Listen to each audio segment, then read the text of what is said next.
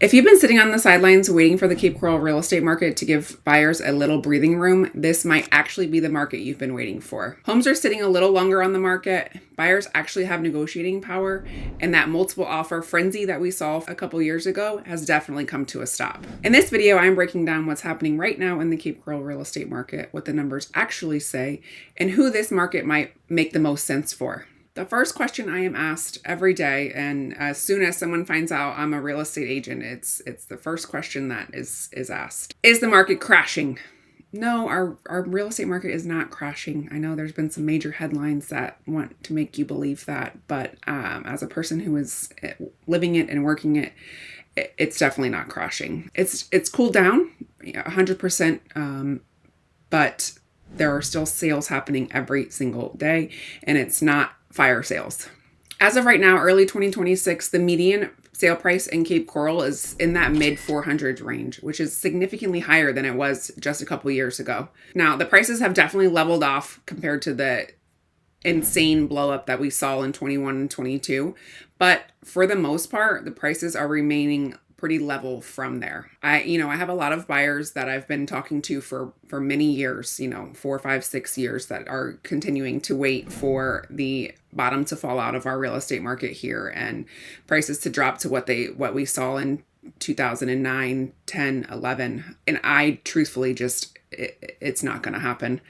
Something that we've consistently seen here in Southwest Florida is that while the market can cool down, slow down, the long-term demand remains consistent, and which helps our property values remain consistent. This is where you're not seeing those 20, 30, 40, 50, $100,000 gains in equity year over year that we saw in 21 and 22. And I'll quickly dive more into that, where I believe that the pandemic rush that we saw here in Southwest Florida and the drastic increase in property values was a catch up from the down market that we had in 2009, 10, 11, where our values were down in the complete dumps, and we never caught back up to where they should have been. The demand that we saw in the pandemic allowed our prices to increase, and I will admit that some of that was way too much, way more than it should have been, and we would have never been able to sustain that.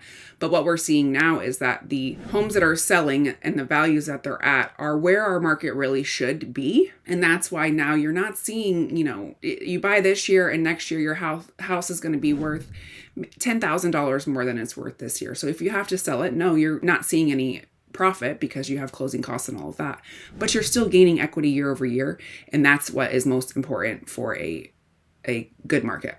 Okay, let me get back on track here. So Cape Coral is one of the fastest growing cities in the state, and we credit that to our waterfront lifestyle, our year-round outdoor lifestyle, and the overall affordability of it as one of the premier coastal communities in Florida. So again, while the appreciation has greatly slowed from what we were seeing in 2021 and 2022, we are still seeing a more moderate and balanced pace of growth, which is great for the sustainability of our real estate market and your property values. If you haven't already, make sure you hit that like and subscribe button so you can stay up to date on all things Cape Coral and Southwest Florida real estate. If we haven't met yet, I am Jessica Gatewood, and I help people buy and sell real estate all throughout Southwest Florida. Every single week, I am having conversations with buyers and sellers just like you, people who are relocating to our area from another state, or people who are looking to buy and sell within Southwest Florida. If that sounds like you, please reach out to me. All of my information is in the description below, and I would love to help you navigate that process, whatever it may look like for you. So the second thing you need to know is that homes are taking a lot longer to sell than they were just a couple years ago.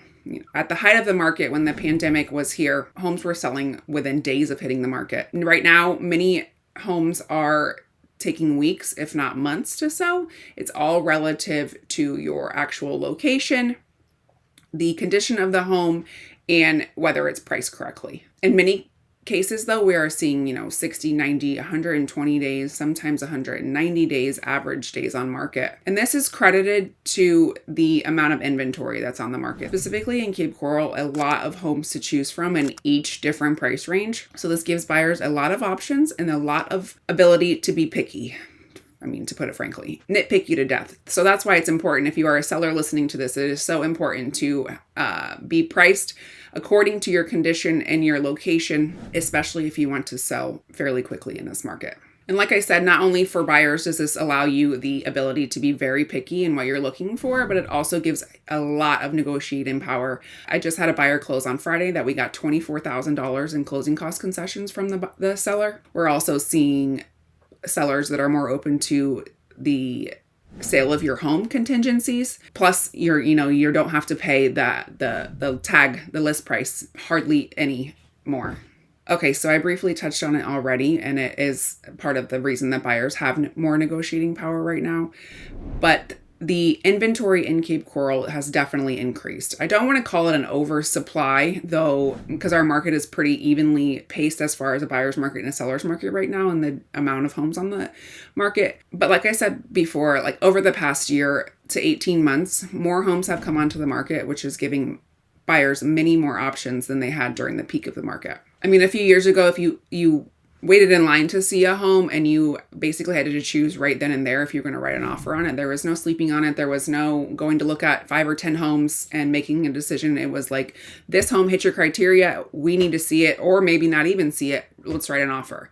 That is long gone. If you're a seller, it's kind of frustrating because the buyers are being very picky, but you'll have that in an even market. So like I said, even though the inventory has significantly increased, the homes, they're still being absorbed at a steady pace. And I feel like that's been my word of the year, is steady. We're nowhere near the inventory levels that would indicate that it's a true buyer's market. Like I've said a few times already, we're pretty evenly matched on the amount of buyers that are in the market and the amount of homes to sell to them. Another important thing that buyers need to keep their eye on, and probably are keeping your eye on, is the mortgage interest rates.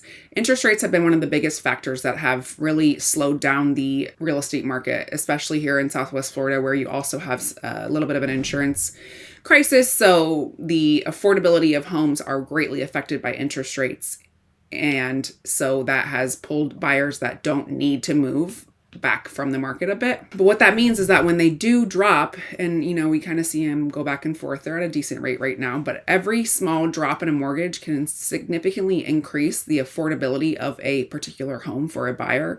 So when those rates do get better, and what better means is different for every single consumer, but you're going to see an increase in activity. So that could change things as far as pricing of homes, though I do believe we're at a point in the market where we have enough inventory that a great change in interest rates is going to take a significant amount of time to actually affect where our pricing stands as far as the market seeing increased pricing in Southwest Florida. But even so, it's important to keep watch, because we never really know how many buyers are actively watching rates and pricing and ready to jump right back into the market if things look better on that end.